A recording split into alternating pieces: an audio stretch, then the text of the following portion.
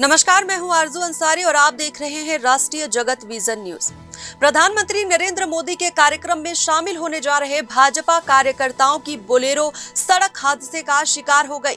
तेज रफ्तार बोलेरो एक महिला को टक्कर मारते हुए पुल से नीचे जा गिरी। इस दर्दनाक हादसे में 2 लोगों की मौत हो गई, जबकि 7 भाजपा कार्यकर्ता घायल हो गए हैं। इनमें 5 की हालत गंभीर बताई जा रही है।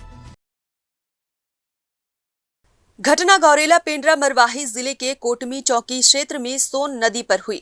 स्थानीय लोगों के मुताबिक पंडरीखार गांव की रमिताबाई पुल पर फूल विसर्जन कर रही थी, तभी तेज रफ्तार बोलेरो ने उन्हें टक्कर मार दी। इसके बाद अनियंत्रित गाड़ी पुल से नीचे गिर गई। हादसे की सूचना मिलते ही पुलिस मौके पर पहुंची और घायलों को अस्पताल पहुंचाया गया।